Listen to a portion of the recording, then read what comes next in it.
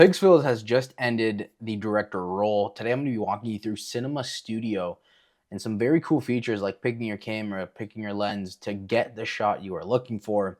And interestingly enough, with this new feature, you really don't have to be great at prompting. And there's a few other gems I will be sharing with you. So as you can see here, we're just in Cinema Studio. Down here, within basically your tabs, everything is the same. We have access to image and video. So we're actually just going to be building something out. Number one, we're going to start with our master image, which is super important, kind of the foundation of what we're trying to create video-wise.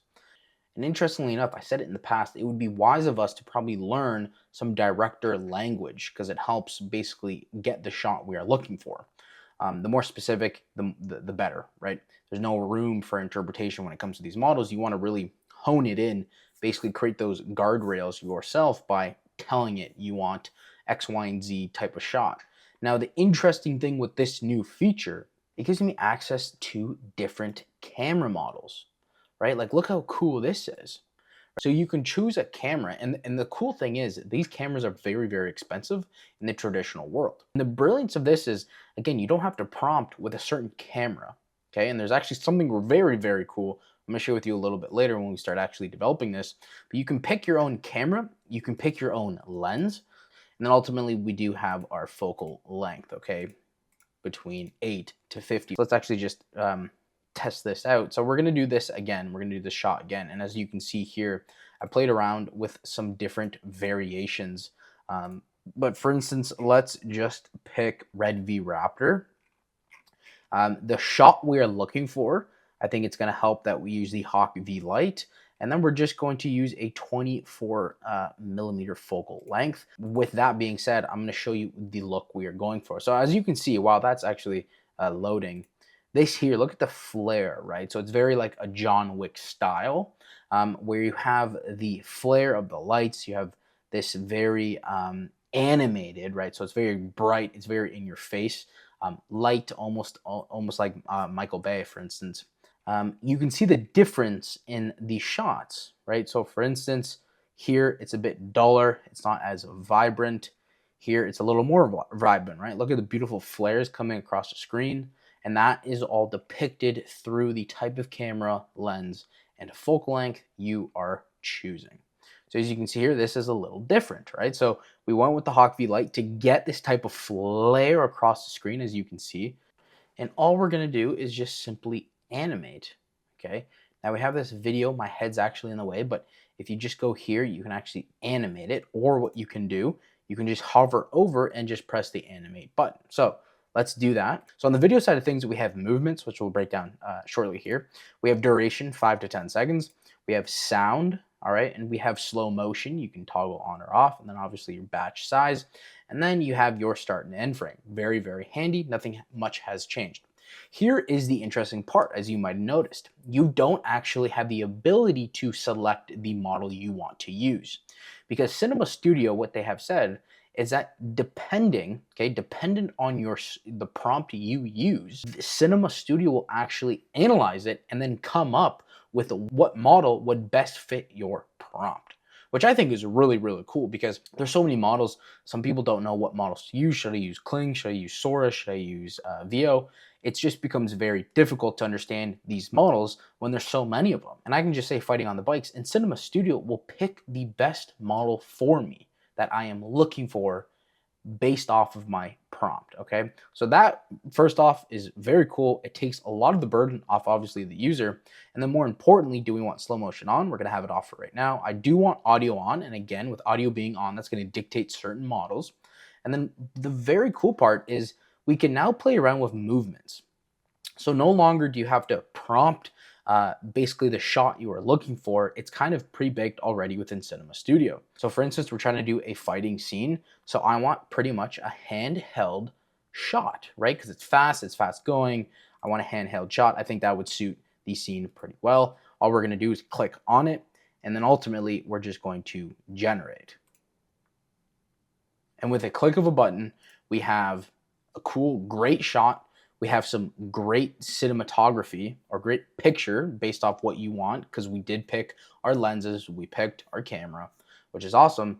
And then ultimately here we have a very cool shot based off your preference and the movement of the shot. So as you can see, we can utilize a ton of more tools now. However, the burden on the user has decreased because a lot of the work is now being done by AI, and just kind of the 80-20 is done by us, right? What kind of shot do you want? What lens do you want to use? What looks best for X, Y, and Z? And so I think this is really cool, and this is kind of the future, right? Where we don't have to really be expert prompters. Rather, the model's going to know what we're looking for, and we can just toggle a few things on, and we're going to have an amazing shot. Again, we're going to start with image first, and then we can navigate to video.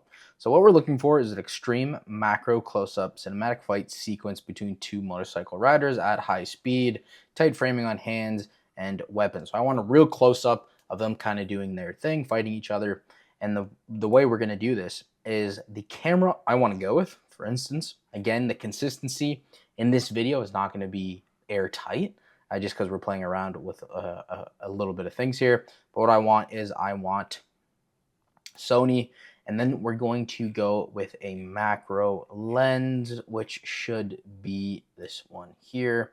And then focal length, let's just go 50. Now let's actually go back to our videos to see what we have. We've generated these two. As you can see already, we have the flare, which is perfect. Let's watch them.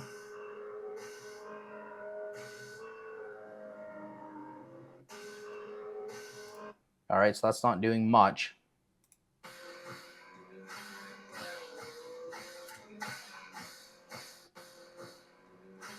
If you even look, the lighting, you can even see too, the lighting on the blade, right? Like looks awesome, right? So you can see it every time we are passing the light in the tunnel, it flashes on the blade.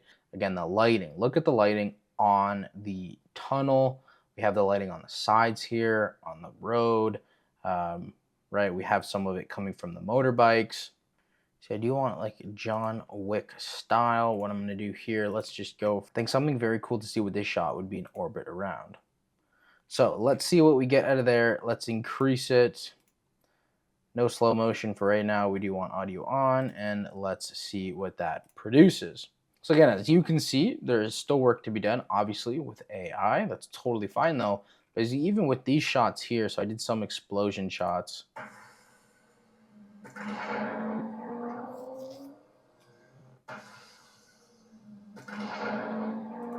Again, that looks real. Like those effects look real.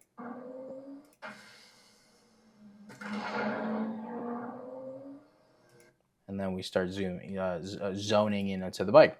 So that looks really good, right? Right. So this is quite cool, right? And again, what we're not following best practices at the moment for the sake of this video.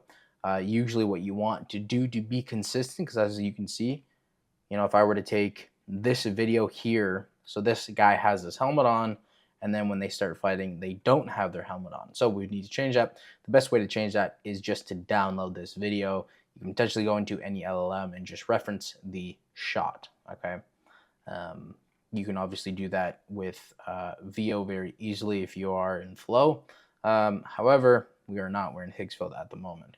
So let's see what else we can do. So each shot is going to look drastically different with what we obviously give the certain lens or camera. But as you can see, we are starting to get a cinematic photo, right? We're starting to really be able to capture the essence of creating a video, creating photos. And it's some beautiful imagery. I mean, we can just see here, right? So we obviously have the contact, we have the sparks coming out of there, we have the light over here. Now, does this make sense? The left arm, right? We just have to make sure the physics are there. Usually with these models, they're getting a lot better, but just obviously double check your work. And so we have some pretty cool stuff taking place. And again, with this model, they are doing the heavy work. So again, you can choose the movement, so you don't have to really have that in your prompt. You can if you want. And you really don't need a prompt. And interestingly enough, with some models in the past, you actually need to prompt. You needed to have an actual prompt. With this feature, you don't need to have a prompt at all. You can just choose your movement and the rest will take care of itself. However, as you are seeing, maybe it doesn't come out as you would like it.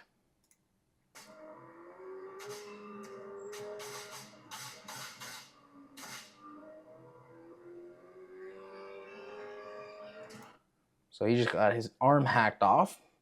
Now, again, I was trying to create a John Wick scene. However, it looks like it's still a little bit difficult. However, if you do see, right, it's still all there to some degree. But the beautiful thing about Cinema Studio, right, is you can capture, again, those few seconds that you can use. You can go then into a Premiere Pro and kind of manually start massaging in these scenes, becoming easier and easier on the prompting side, on the creation side. And this is kind of the future. And this is how you're very easily going to make cinematic videos very quickly.